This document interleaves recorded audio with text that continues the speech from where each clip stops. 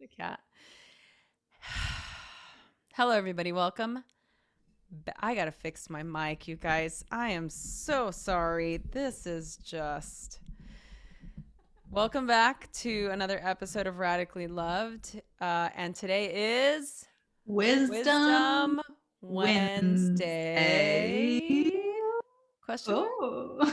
I like that we kind of try to harmonize. I still feel like we're those two little old ladies at the tea shop, like just And I have my cat. It's so she's got her appropriate. cat. She's got her cat, you guys. And oh, I left my roller in the background. If you're watching the video, you see the little bit of a mess I have in my kind of newly upgraded studio. I've got my higher dose biomat that I sit on every morning. Is that Not like an an acupressure mat? Like, what does it No, do? it's like it has PMF. It's got this technology. I don't even know how to describe it. It's it heats up, so it's got different settings on there, and it's got these black tourmaline and amethyst crystals in there, and it's supposed to really elevate your vibration. So do you feel it It's elevating one of your these like vibration? biohack things. When I start to talk about it, I feel totally silly saying, "Oh, it's got this really." But I will say that it's supposed to help with recovery, circulation, and it gets really hot. It's got different settings. I don't ever go that hot, but I've been using it every morning. I actually only started using it after I had COVID Hmm. because it just felt like really nice. My back was so sore, so I would just lay on there and it just felt really nice to have, like a heating pad, Yeah. you know.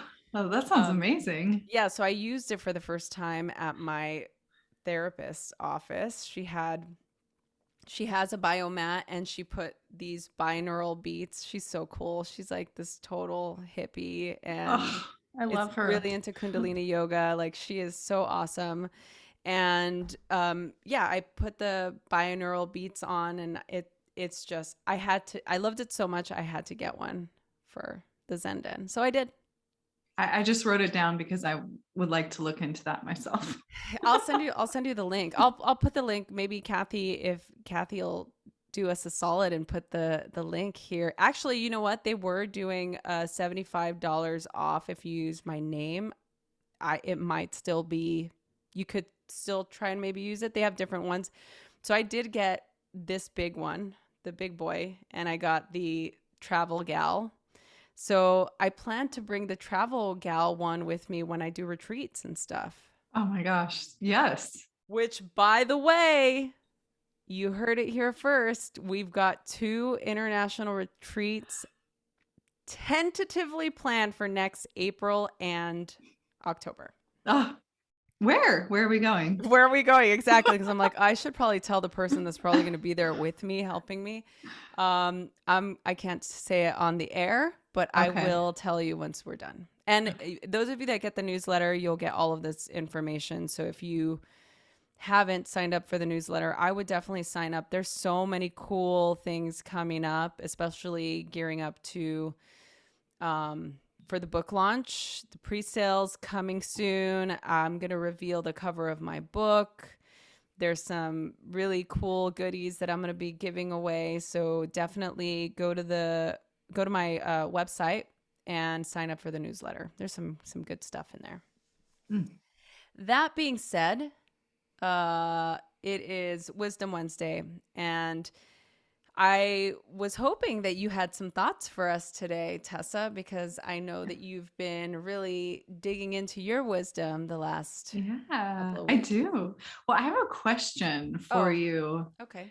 and listeners about the concept of luck or Ooh. yeah, right? Like, so I was having this conversation with a dear friend of mine this morning. If they asked me if I believe in luck, and I was like, huh, what an interesting question. I feel like we should bring this to Wisdom Wednesday and ask the broader group. And I said, yes, I do believe in luck. I gave a specific example, and I'll tell you the example. So as you know, dear listeners, I flew to Germany a couple weeks ago, and I had a layover in Iceland. So I had 4 legs of travel.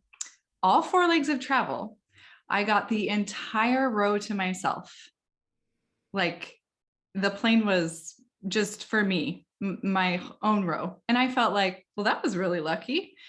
So, do you believe in like, okay, so you're driving around looking for a parking spot, like you're going to be late. And then magically, this person reverses and pulls out right in front of the place where you need to be parked. Is that luck?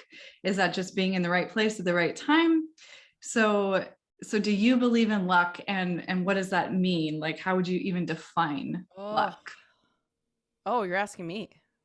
You're Yeah. asking the audience.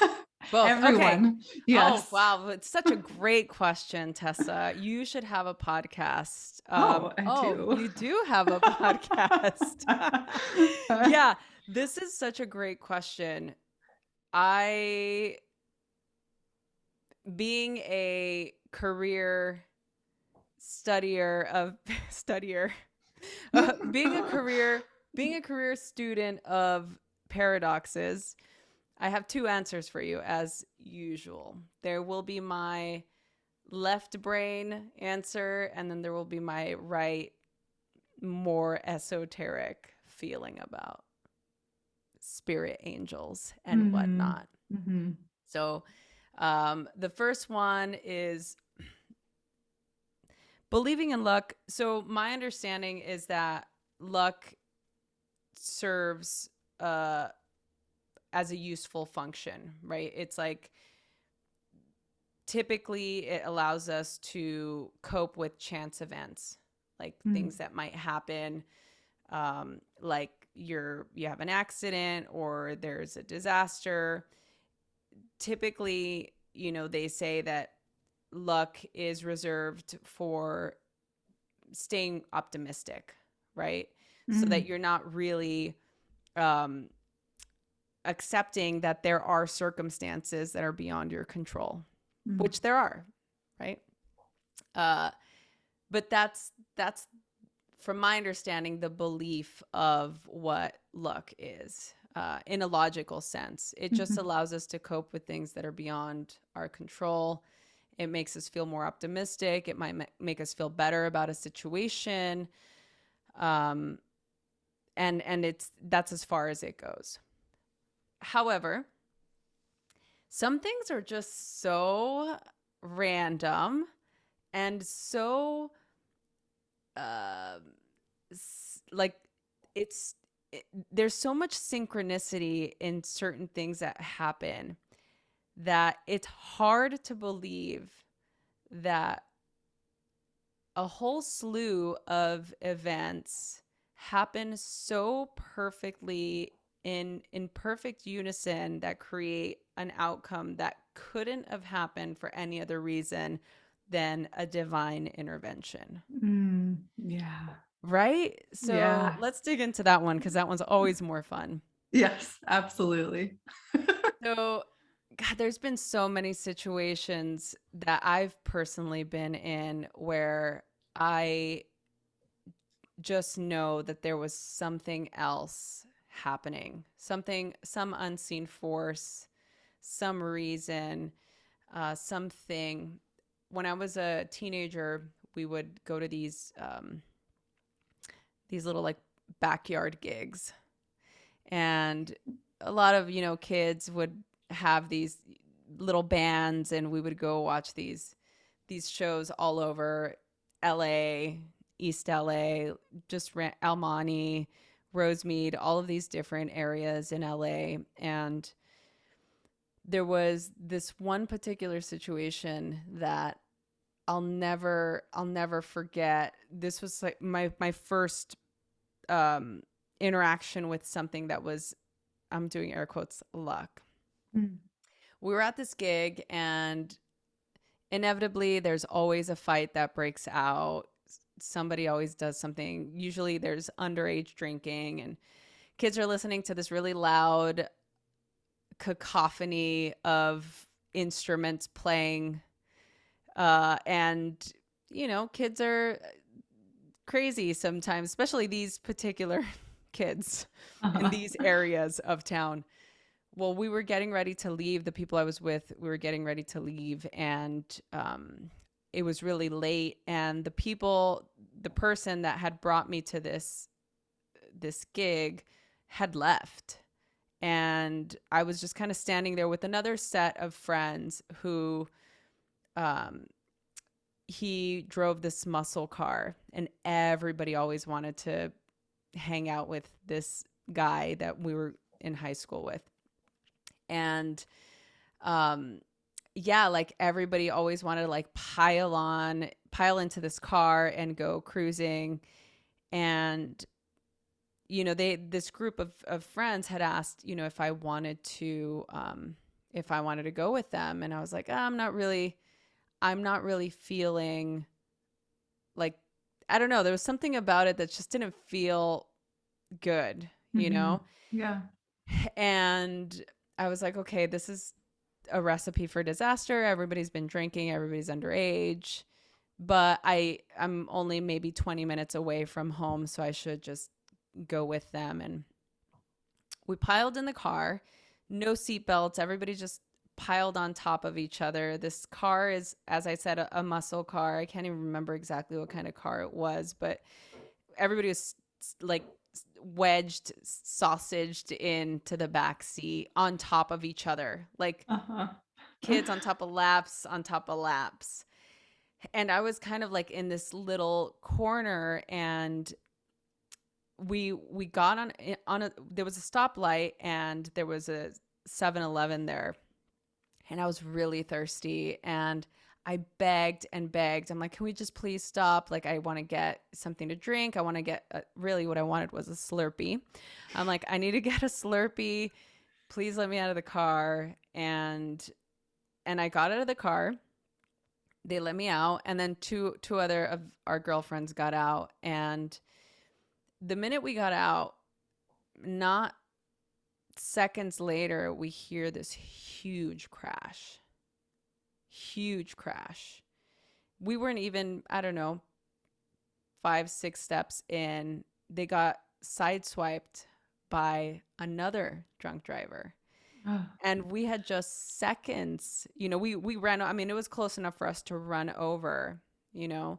Mm-hmm. Um, Ambulance shows up, it was kind of a traumatic experience. Nobody died, which is good. Mm-hmm. But I just remember that the feeling I had as we were approaching that stoplight, I could just feel this.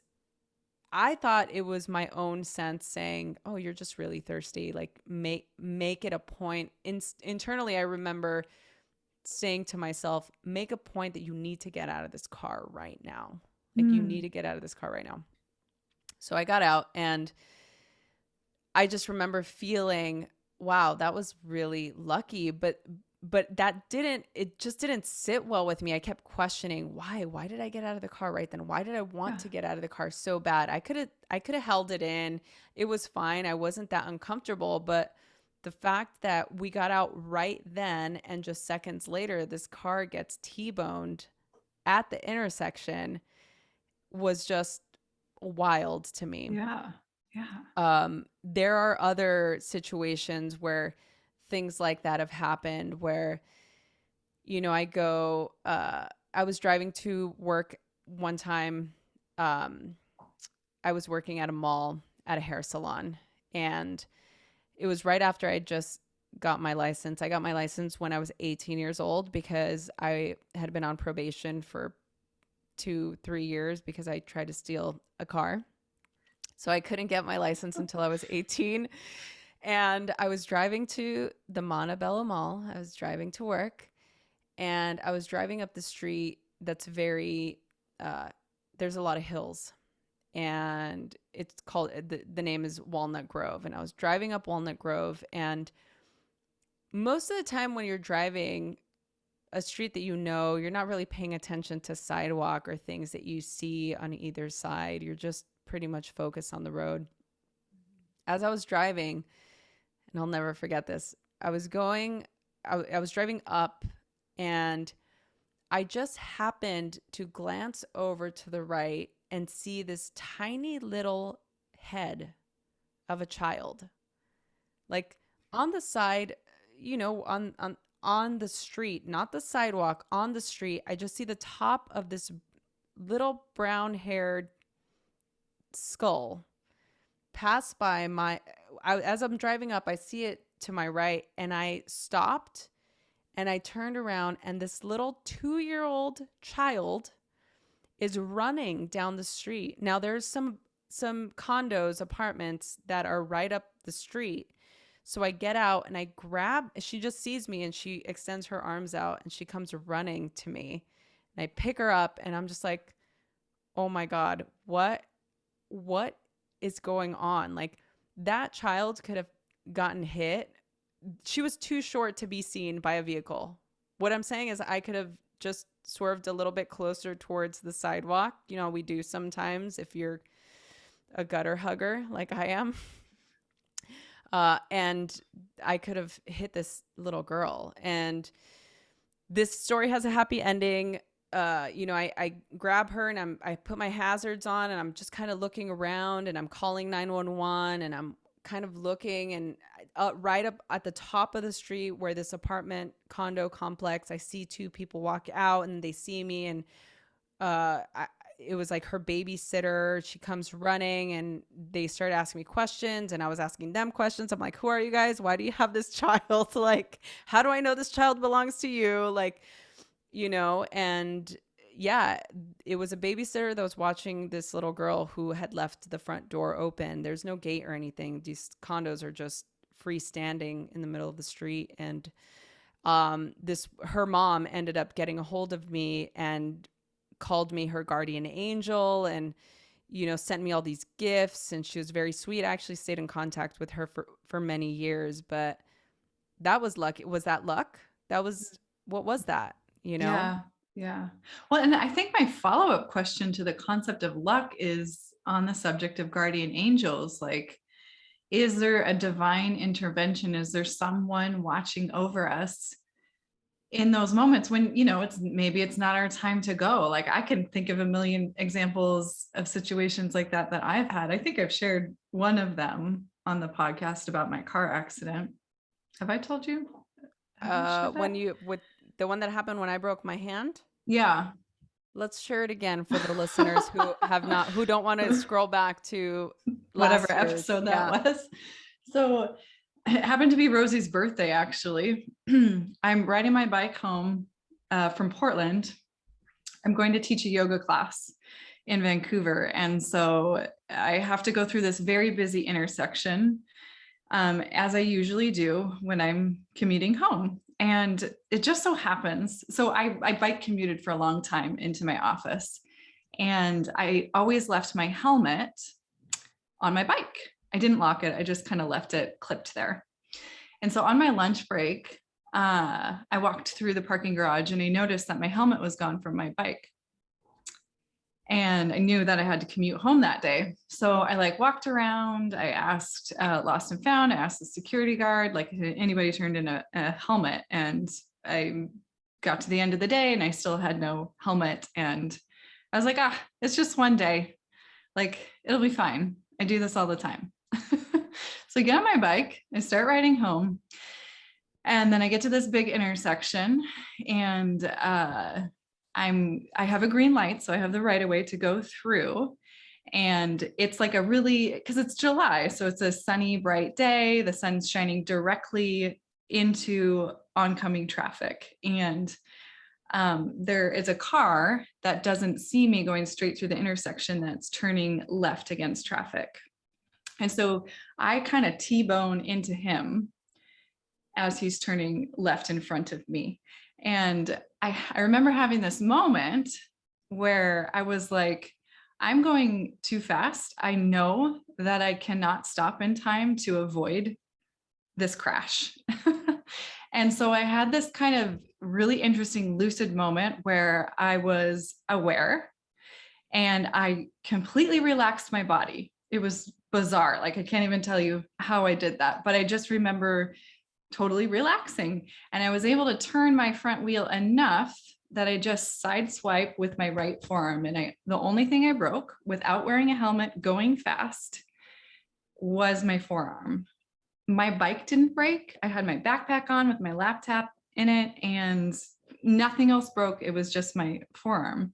And then so I'm like, a couple of seconds later, I don't know, I'm like laying in the middle of the street, just kind of stunned, looking up at the sky, going, oh my God, is my backpack okay? Is my laptop okay? All of a sudden, all these people rush, and I look up, and there's like this halo of like 10 faces looking down at me, yelling at me not to move.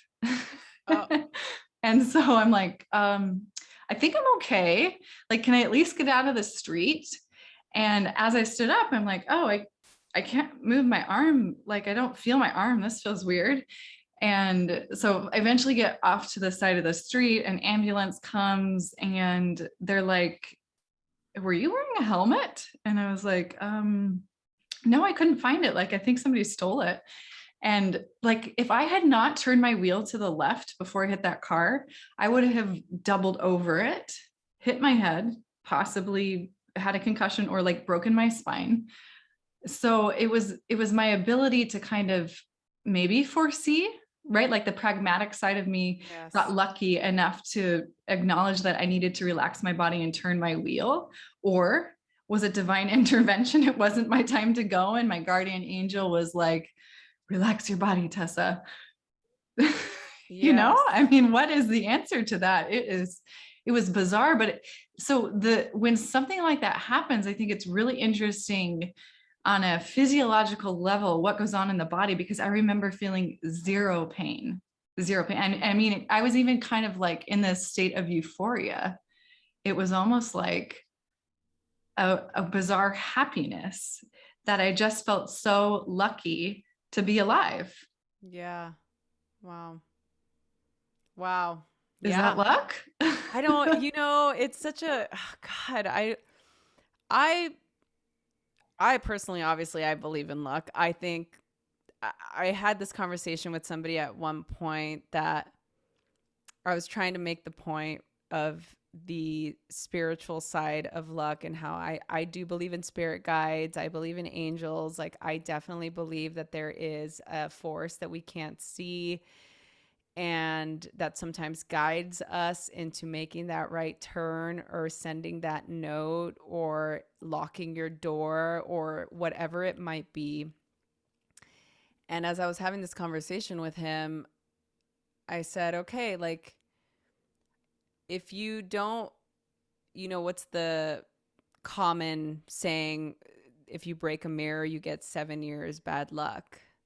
And I mean, I don't necessarily believe that, but I'm not trying to break a mirror. Do you know what I mean? Like Yeah. I'm not trying to I don't necessarily I think if you break a mirror fine, but I don't believe the 7 years bad luck, but I'm not actively pursuing trying to break a mirror, and that was the point that I was making to him and he agreed where I said if you don't believe in luck then um why don't you, take more chances or you know, decide to do things differently. For me, there's been Tori and I use that word a lot, oddly enough.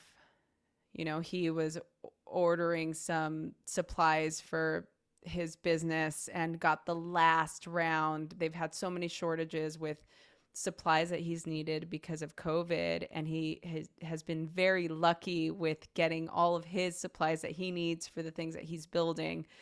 And we always say, oh, that's so lucky. Like you're so Mm, lucky that you were able to get that.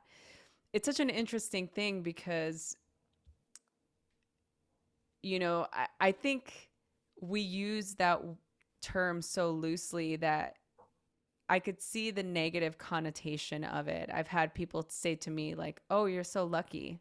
You're mm, so lucky to have gotten a book deal, or you're so lucky to have, um, you know, to have a good relationship, or you're so lucky to whatever it might be." I look at that and I'm like, no, that's not luck. That's just being tenacious and militant about my time and mm. dedicated and committed. That's not luck. That is hard work. Yeah. There's a difference, right? And so I think the luck that we're talking about here and what we're finding in this conversation is that luck can be a very nuanced thing. Mhm. But I love the idea of seeing luck as something more than just an event. There's a story I talk about in the book towards the end of the book. It's a chapter on grief, and I'm not going to give away the full story yet. But there was a situation where, again, I was almost putting myself in a situation where a bad it could have been bad, and it actually did end up being bad for two of my childhood friends. And I think about that often. I think about how there was so many other situations in my life where, even trying to steal a car, like, I could have easily gotten shot or something, you know. I could have gone to a house party as a 13-year-old girl in a room full of adult men who, most of them, had been in trouble with the law at some point, and had something bad happen, and Mhm. it didn't. Do you see what I'm saying? There's just Yeah. been so many situations in my life that actually pointed me in the right direction, because I kept sort of skating by that, agent of death, so to Mhm. speak, where I felt like it was very close, like sometimes too close for comfort, where I felt, had I just done this differently, I wouldn't be here right now. Mhm. And why didn't I? So Mhm. I won't sit and dwell on, wow, like this could have happened or that could have happened, and I could be in another place, or maybe I wouldn't be here now. It's irrelevant. It doesn't matter. But I rest in the knowing of that divine intervention, the energy of that luck being something more spiritual, something more, something that I can't see, that Mhm. helped guide me to continue to making better decisions for my life, instead of ending up in a place where I either wouldn't be here or I would regret for the rest of my life. Mhm. Yeah. Right? Yeah. I also wanted to go back on something that you just mentioned because it was part two of this conversation I had this morning, which was when is it luck, or when is it like, you're so lucky to get a book deal. You're so lucky that you have this amazing long-term relationship. When is it I was making the argument this morning that I feel like it's a kind of a fine line between luck and perseverance. A lot of us don't see the action beyond or behind all of the things that get us to the place where we're at, right? Like building Radically Loved. That that it takes a lot of blood, sweat, tears behind the scenes to Mm-hmm. create something. And yes, it is. I was making the argument that it's um, energy follows thought, right? So whatever it is you're thinking, whatever it is you're working towards, it's not just magically manifested out of thin Right. air. There's an action behind it. And where does that action start? It starts with the seed of thought. Yeah. So I was trying to make the argument that, is that related to luck? Is it totally a different thing? Is it just that you're persevering, or are they related concepts that maybe one of them has more of a Yeah, logical yeah. hat? It's like, does the preserve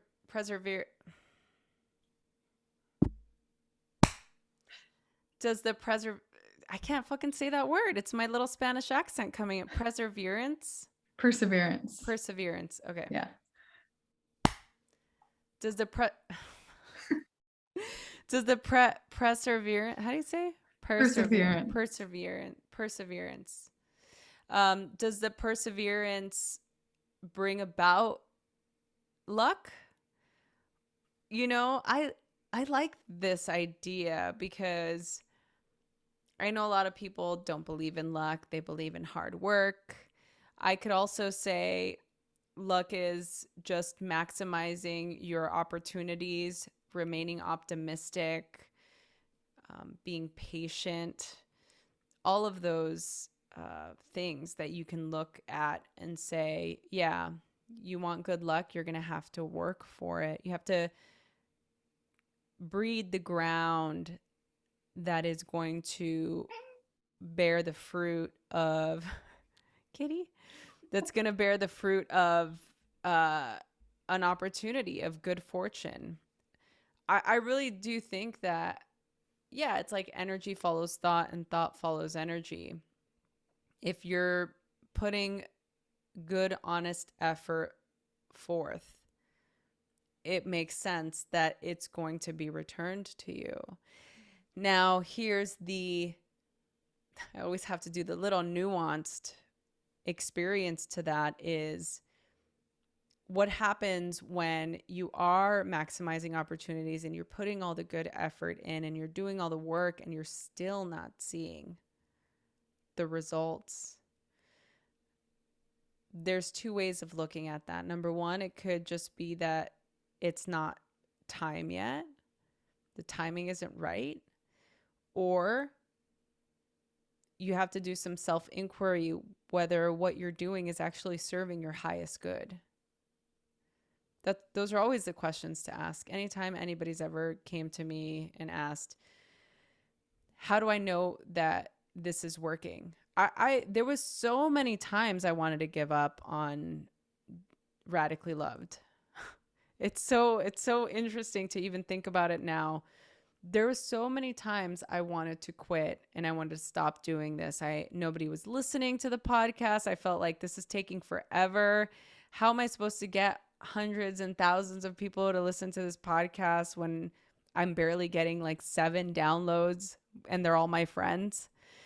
And how am I supposed to build this platform? How am I supposed to build this community? And it took a lot of time. But every time I came back to the same questions, the same internal questions. Who are you doing this for? And why are you doing what you're doing? And if you can answer those questions wholeheartedly from an authentic and genuine place of your highest truth, then you'll know what to do. You'll know if quitting is the right thing. For me, whenever I would ask myself those questions, I would come back and say, no, like I'm doing the right thing. I'm doing what's serving my highest good for now. And I'm not saying it won't change. There was so many times where I said, oh, this will be the last year. And then something would happen. Oh, wow, we have sponsors now. Like, okay, let's do this show with sponsors, and now that we're actually able to afford to have a podcast, because let me tell you something, you don't start a podcast to try and make money. You know, that is lucky. If you're able to, you create a podcast to share your message, and the after effect, if people are receiving what you are putting out in the world, then you can begin to explore monetizing your podcast. But if you're coming into this thinking that you're going to make thousands and hundreds of thousands of dollars, you can't afford to be a podcaster, you know? It's like the same thing I tell my friends that came here, that moved to LA to become an actor.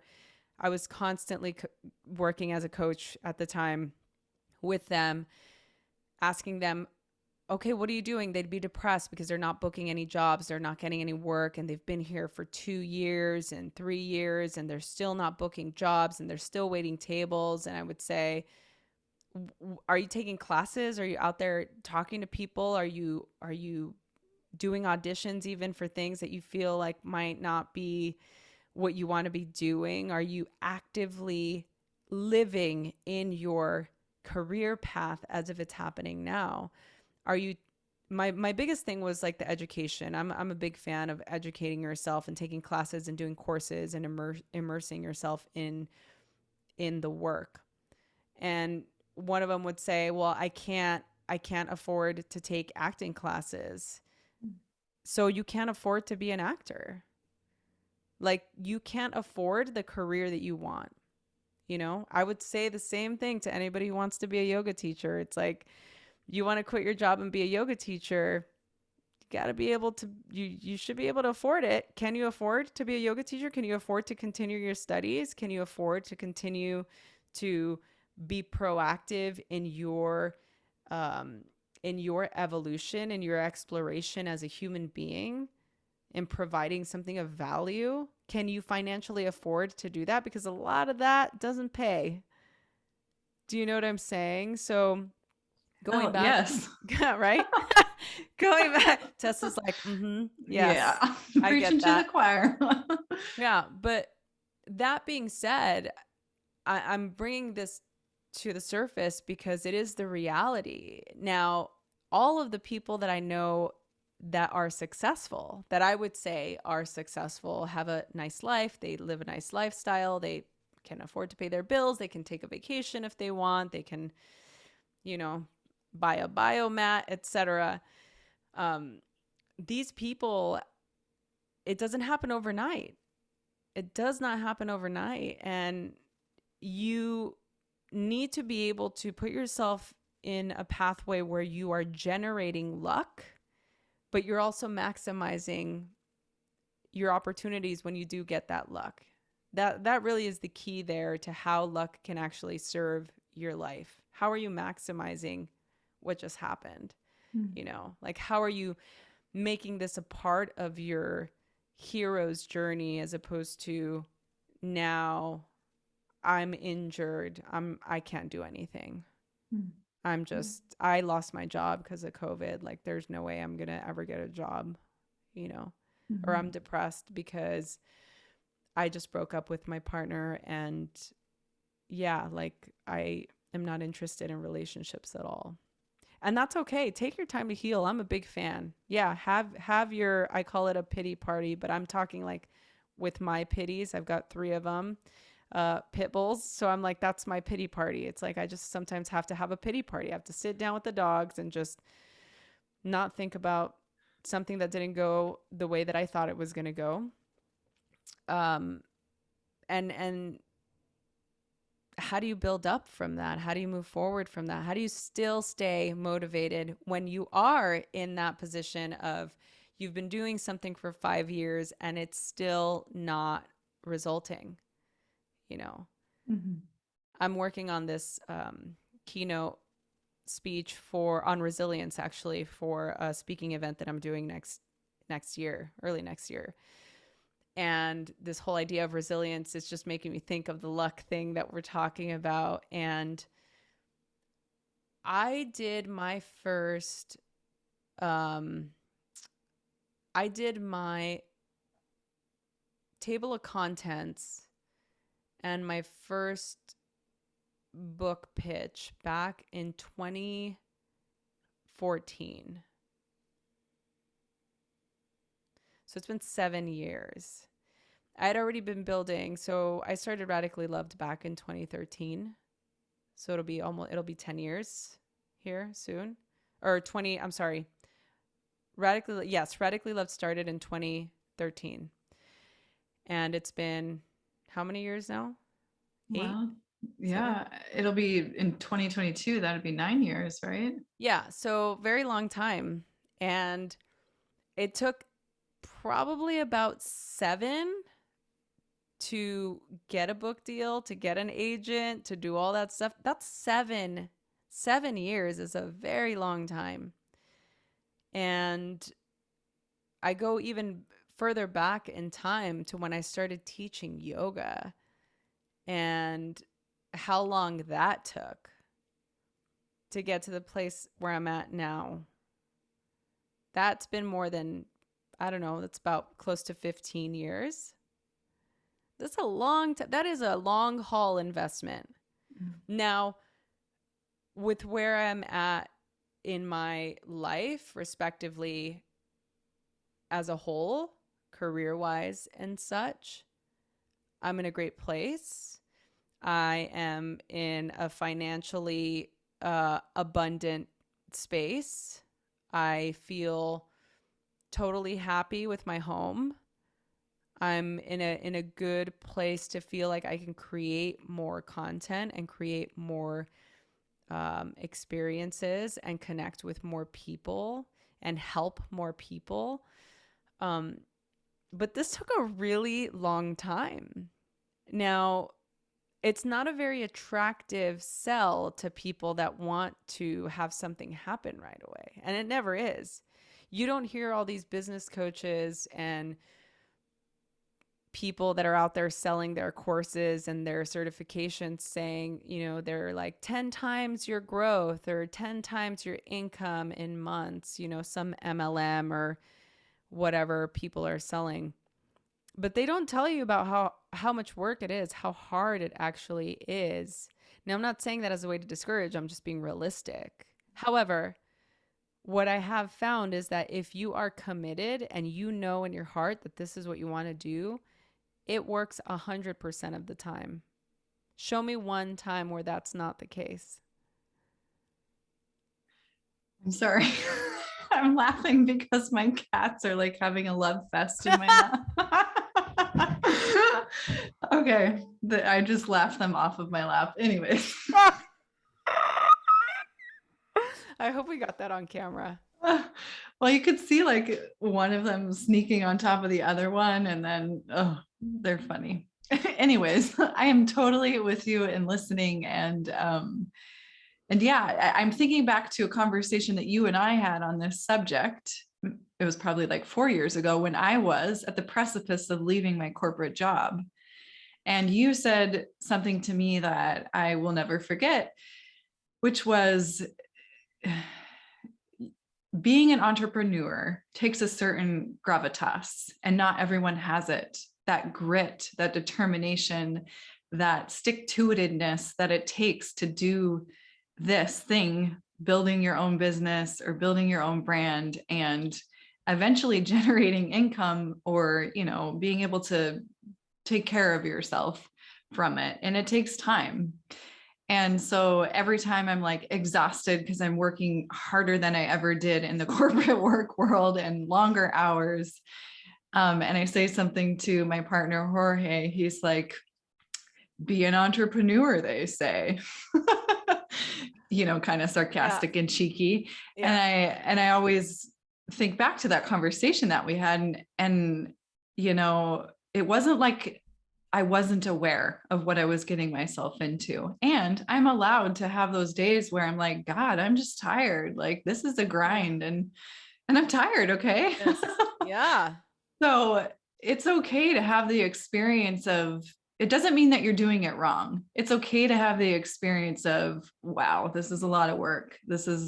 I feel like I want to quit a million times and just get a desk job because it's the easy, comfortable thing to do. But I'll tell you something, and you know this, Rosie, I knew that if I stayed in that desk job for the rest of my life, number one, I would regret it. And number two, I would have been miserable, because I was miserable anyways. I was like crying myself to work every day. And I'm definitely not crying myself to work every day anymore. Yeah. No, that's good.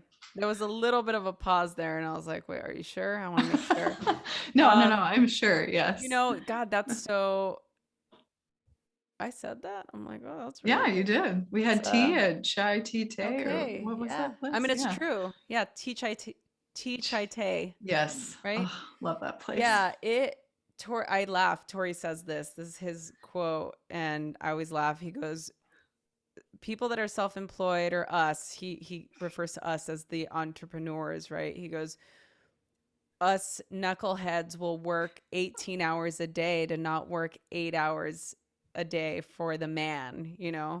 We're the ones that'll work that 16, 18-hour day to not have to clock in somewhere for 8 hours. And he's totally right, because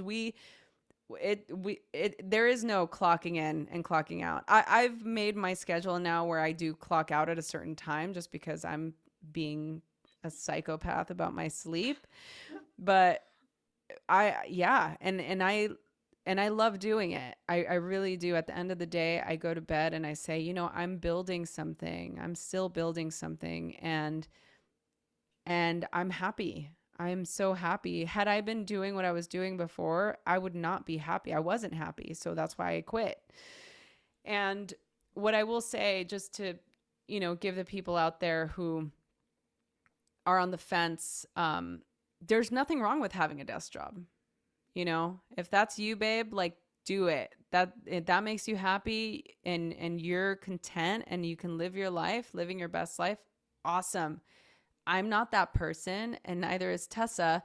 And you know what? I don't know if maybe it changes. I don't know, maybe 10 years from now I decide I want to go back to school or I want to do something else. I threaten that maybe twice a week.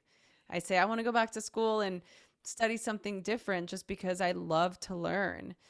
But this this entrepreneurial experience, and I'm going to tie it into the luck thing because I feel like it all really comes together. It really does take a certain type of discipline and tenacity and dedication and commitment and a thick skin. Yes. And if you don't have a thick skin, honey, let me tell you something, you will build it. Because there's nothing like getting rejected or spending your hard-earned dollars on something that doesn't work several times over and over.